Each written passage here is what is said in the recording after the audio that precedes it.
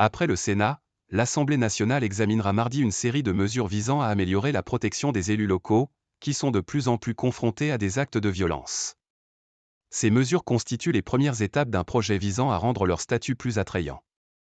Élu local, c'est le plus beau des engagements, mais c'est aussi être en première ligne face à une société qui se brutalise. Le Premier ministre Gabriel Attal a apporté son soutien la semaine dernière à l'objectif de la proposition de loi qui arrive dans l'hémicycle du Palais Bourbon.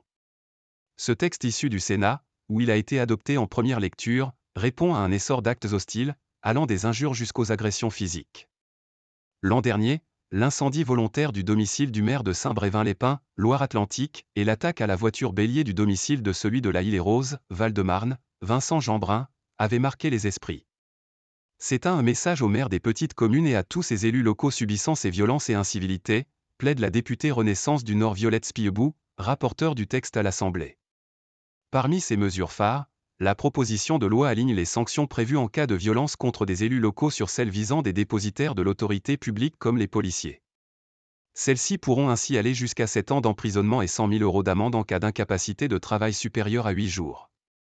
Dans le cas d'injure publique, une peine de travail d'intérêt général est créée, avec une circonstance aggravante pour les cas de harcèlement, notamment en ligne, lorsque la victime est titulaire d'un mandat électif. En commission, les députés ont étendu le dispositif au outrage. Respecter leur dignité. Les délais de prescription sont par ailleurs allongés en cas d'injure et de diffamation publique, passant de 3 mois à 1 an. Les députés ont précisé en commission que cette mesure s'appliquerait lorsque la victime est titulaire d'un mandat électif ou candidate à un mandat.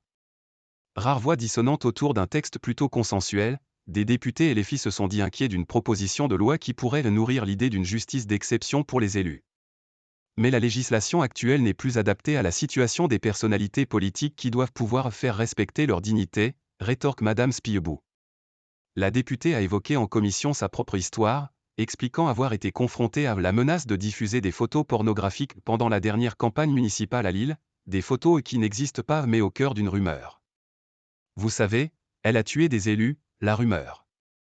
Le texte prévoit en outre d'améliorer la prise en charge des élus victimes d'agressions ou d'injures. La protection fonctionnelle existante pour les agents publics serait ainsi attribuée automatiquement, sur demande, aux élus locaux ayant un mandat exécutif. Une disposition étend son bénéfice aux candidats à des élections locales ou nationales.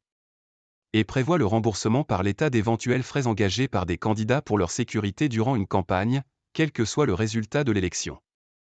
Choc d'attractivité.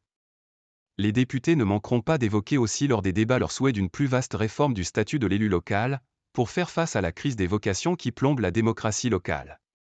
Nous avons déposé une proposition de loi le 2 février avec Sébastien Jumel, député communiste de Seine-Maritime, a indiqué à l'AFP Madame Spiebou, espérant qu'elle puisse être examinée à l'Assemblée lors d'un créneau dédié à des textes transpartisans fin mars.